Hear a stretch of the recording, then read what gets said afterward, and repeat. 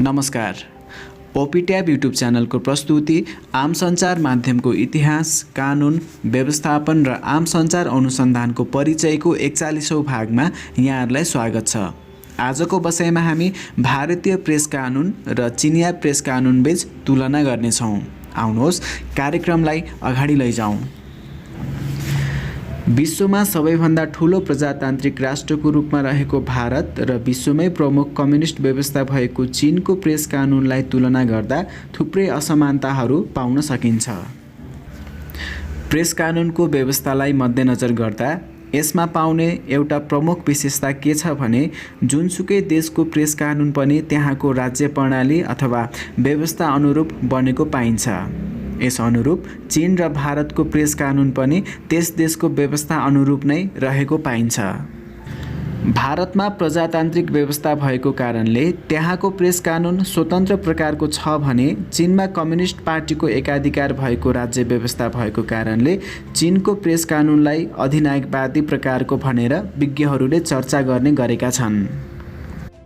भारत र चीनको प्रेस कानुनलाई तुलना गर्दा यसलाई स्पष्ट रूपमा बुझ्न भारत र चीनको प्रेस कानुनलाई त्यहाँ कसरी व्यवस्था गरिएको छ र यिनमा योग्य लागू हुने उपयुक्त कानुनहरूको के कस्तो व्यवस्था छ त्यसलाई बुझ्न त्यहाँको प्रेस कानुनको व्यवस्थालाई बुझ्नुपर्छ, जसलाई यहाँ संक्षिप्त रूपमा चर्चा गरिएको छ।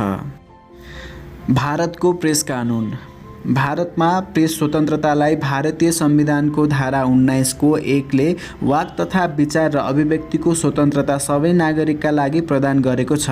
यसमा all citizens shall have the right to freedom of speech and expression भन्ने वाक्यलाई भारतीय सर्वोच्च न्यायालयले व्याख्या गर्दै प्रेस स्वतन्त्रता, वाक र अभिव्यक्तिको स्वतन्त्रतालाई संरक्षित गरेको छ।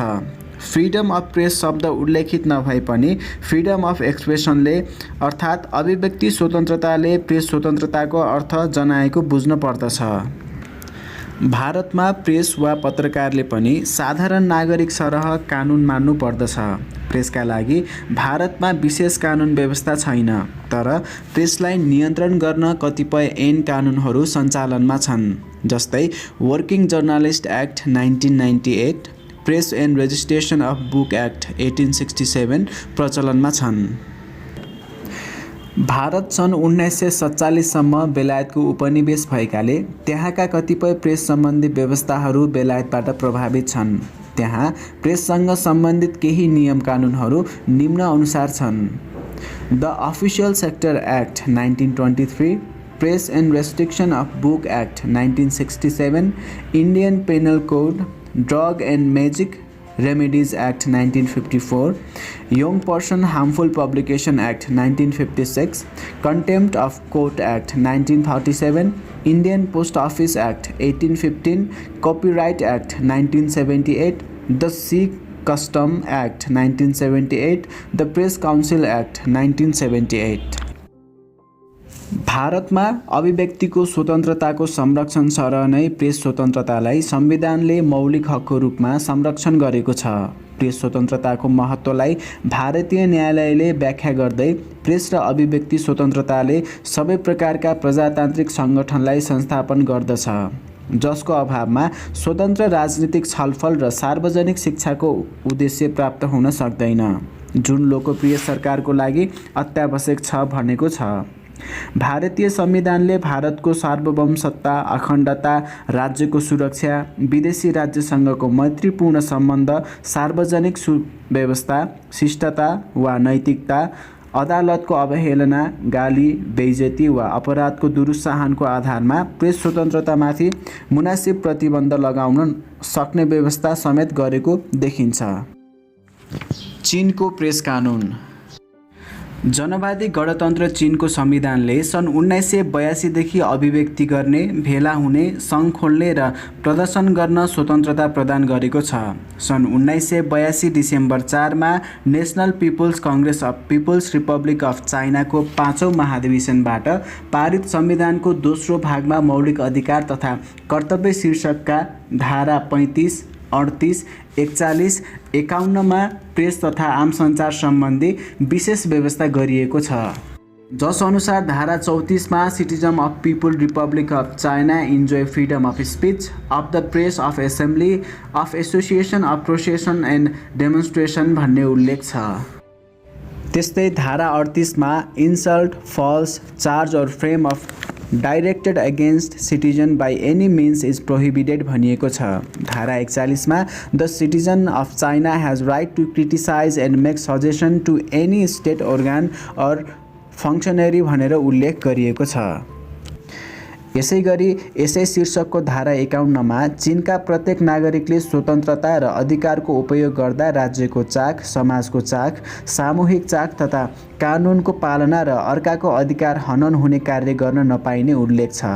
यसमा पनि माथि उल्लेखित संवैधानिक प्रावधानहरूको उपयोग गर्दा चीनको नागरिकहरूले राष्ट्रिय एकताको सुरक्षा, देशको शक्ति सुरक्षा, मान मर्यादाको पालना गर्नु र कानुन बमोजिम कर तिर्नु नागरिकको कर्तव्य मान्नु पर्दछ। चीनको कानुनले प्रत्येक नागरिकले राज्यको गोप्यता कायम राख्नुपर्ने, सार्वजनिक सम्पत्तिको सुरक्षा, श्रम अनुशासन र सार्वजनिक आदेश पालना गर्नुपर्छ र सामाजिक मर्यादा र नैतिकताको सम्मान गर्नुपर्छ भनेको छ। फौजदारी संहिता र फौजदारी कार्यविधि सम्बन्धी कानुन 1980ले प्रतिक्रान्तिको अपराध गर्ने जस्ता कानुन, आदेशको उल्लङ्घन वा सर्वहाराको अधिनायकत्व वा समाजवादी व्यवस्थाको विरोध गरी कुनै नारा लेखी पर्चाहरू टाँस्ने आदि कार्य निषेध गरेको छ। चीनमा राजनीतिक खुला समाजमा आधारित नभएकाले खुला समाजमा जुन किसिमले प्रेस स्वतन्त्रताको अधिकार प्राप्त छ त्यस्ता अधिकारको उपयोग चीनिया राजनीतिक व्यवस्थामा गर्न पाइँदैन। चीनमा प्रेसलाई सरकारको अभिन्न अङ्गको रूपमा लिइने भएकोले के गर्नु पर्दछ र के गर्नु हुँदैन भन्ने कुराको निर्देशन सरकारले दिन्छ। त्यसमा पनि यहाँ कम्युनिस्ट पार्टीको हालिमुहाली प्रेसमा पनि पूर्ण रूपले चलेको छ।